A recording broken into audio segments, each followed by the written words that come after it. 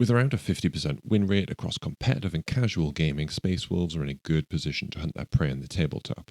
Having said that, there are definitely some armies that are tastier than others, and a few in particular don't go down easily.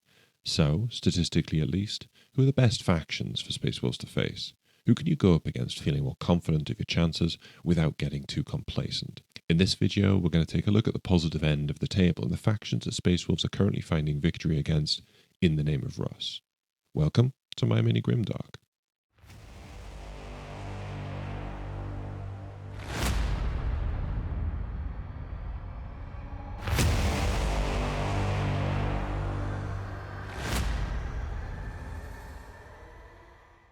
I'm working from Goonhammer's data. I'll link this in the description below, and I've ranked the opposition based purely and solely on win percentage. It's not as simple as this in the real world, and of course there are other ways I could have gone about this.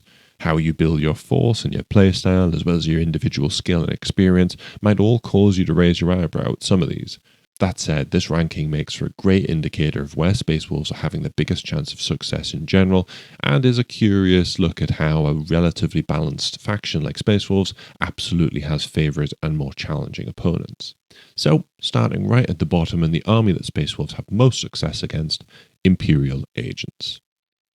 This probably won't be a surprise to anybody who's followed the meta. Space Wolves have an 83.33% win rate percentage against Imperial Agents at the time of recording, by far and away the highest rate of success. For me, there's one real reason for the high win rate, and it actually has nothing to do with Space Wolves. It's down to the lack of synergy within the Imperial Agents Codex itself. It's worth appreciating that Imperial Agents have been an army of sorts in the past editions, but returning to the format in 10th edition still makes them a new army with all the challenges that come. That said, Games Workshop have successfully introduced World Eaters, Leagues of Votan, and Emperor's Children into the range over the last few years, and these armies have held their own on the most part.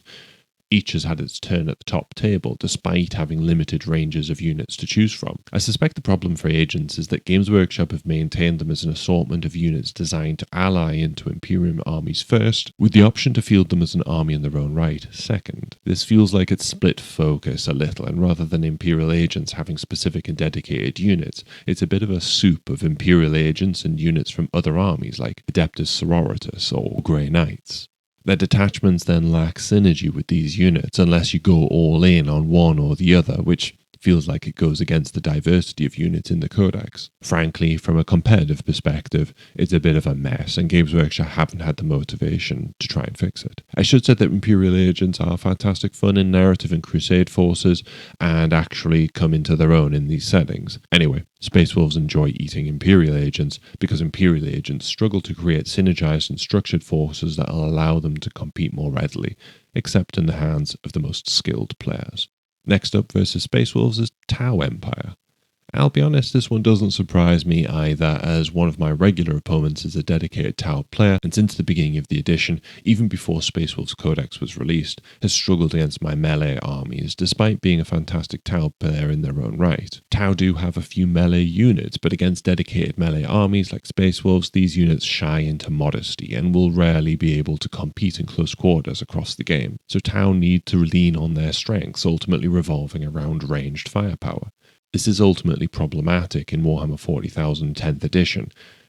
The slightly smaller tabletops of more recent editions definitely works against ranged armies, compacting them closer to opposition forces and making it harder to maintain their distance. Additionally, gaming boards generally have the terrain to allow armies like Space Wolves to move forward without giving up too many obvious targets. Finally, most victory points require armies to control the board to some extent or another. If Tau stay back to try and shoot their opponent off the board, unless they're able to do devastating damage very early in the matchup, this tactic is likely going to allow the opponent to gain an immediate territorial advantage. Tau are very capable of the board control game, but it's not something that comes as organically to their units as it feels like it does for Space Wolves. Then you can factor in that Space Wolves are a fast army with units and detachments that reward aggressive play, so whether Tau sit back or move forward, Space Wolves will almost certainly have the means to catch their foe at some point. A 60% win rate is by no means an auto win for Space Wolves, but it is indicative of a very tough matchup for the so-called greater good. The next army that Space Wolves apparently enjoy playing against is Grey Knights, a staunch rival of Space Wolves following certain events on Armageddon.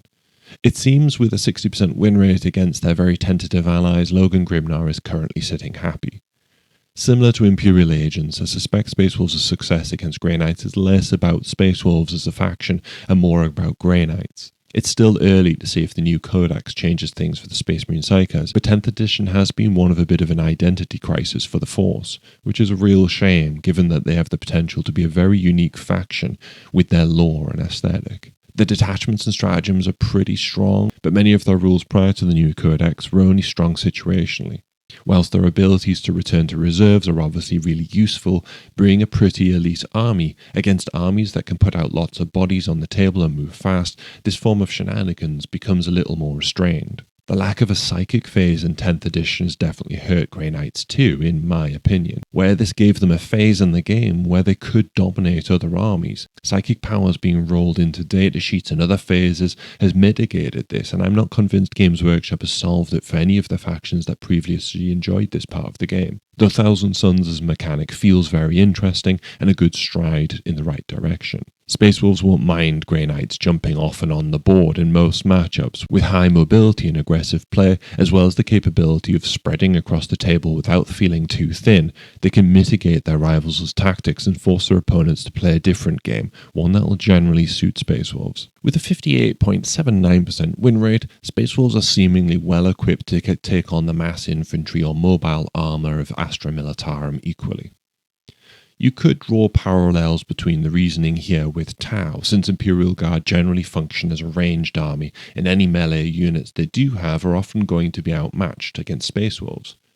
Space Wolves' favourite detachment is Saga of the Beastslayer, and this is clearly going to have a sharper edge against an army like Astra Militarum too. It gives them lethal hits against their vehicles, and through sheer massive attacks, it makes Space Wolves very well equipped for pulling apart tanks. On top of this though, where Astra Militarum might outnumber many foes and win through sheer weight of OC and troops, even the Space Wolves' most basic troops in Bloodclaws are very well equipped to shred through light infantry. A unit of 10 Bloodclaws puts out 40 attacks, and with some excellent leadership or detachment buffs to increase this output further, this is generally going to be enough to tear through a unit of guardsmen in a single combat phase. In short, Space Wolves' playstyles just suits charging headlong at armies that want to stand back, and they have the output to take care of chaff and screens very efficiently. And in their favourite detachment at this time, the buffs of Saga of the Beastslayer make them powerful against vehicle-heavy forces. Finally, actually a bit of a surprise to me, we have Aeldari. With a win rate of just over 58%, the Space Vikings seem very well positioned against this force. I've mulled over this one a bit. Aeldari have a massive range of units to choose from, so in theory you can create all kinds of different forces with them. That said, there are some commonalities that Space Wolves can take advantage of. Firstly, Eldar are a glass cannon force in general. They can hit hard and fast, but usually don't have the durability to take a hit back. Space Wolves are really good at counterattacking. It's a big reason they're efficient at controlling the board against a lot of armies. If your Thunderwolves are wiped out, there's often going to be a Wolfen unit or a Bloodclaws unit ready to exchange and destroy the offending foe. This is then cemented by units that are durable and will stand up to attack, holding the line behind them like Wolfguard Terminators. It means Aeldari are quickly going to start running out of troops to play with. Secondly, a lot of tournament lists for Aeldari go heavy on Swooping Hawks, Warp Spiders, Void Reavers and characters, often backed by Falcons or similar. Space Wolves won't mind this. These units are quick and potentially frustrating, but most Space Wolves lists have the pace to either catch their prey or the output to be able to focus on their own strategy and swamp the board with grey power armor. Saga of the Beastslayer makes fighting against character units and vehicles much less challenging for Space Wolves too, of course, so their favoured detachment is again well designed for this foe. My only experience of playing against Aeldari in tournaments in 10th edition was right at the start when, frankly, it felt like everybody was playing Aeldari and they were basically broken. Games Workshop gradually dialed back Aeldari through the opening months of the edition, and now Aeldari are actually below the 50% win rate in general. They just can't put out the bodies to play the exchange game with Space Wolves, and similar to Grey Knights, the mobility and shenanigans are mitigated by Space Wolves' ability to spread across the board objectives quickly in all 3/3 of the table. At this point, Eldar are going to need to engage, and with lethal hits against their most potent key players, from Saga of the Beastslayer, Space Wolves won't mind this at all. Whilst there could be some juggling around and personal playstyle would mean some factions feel more comfortable to play against than others, when I'm facing these opponents, I do feel more comfortable in focusing on my game and how my army plays, worrying less about how other factions work. For me, this emphasises how important it is to understand your own army. Finding ways to roll dice and get a feel for your units on the table is, for me, one of the most important aspects of getting better at Warhammer 40,000. All the tricks, list optimizations, or deployment strategies in the world won't compensate if you don't understand your army and how you play as a player. Crack this and you'll find you can play to the meta expectation, giving you a stronger chance against armies in this video in particular. Of course, there's another table we need to look at. The army Space Wolves don't like playing against, and that's where your tricks, list optimization, and deployment strategies will become more important, and honestly, understanding your opponent's army as well is going to go a long way. I'll come to this in another video, but in case you're wondering, this is our main challenger. Thanks for watching. Keep hobbying.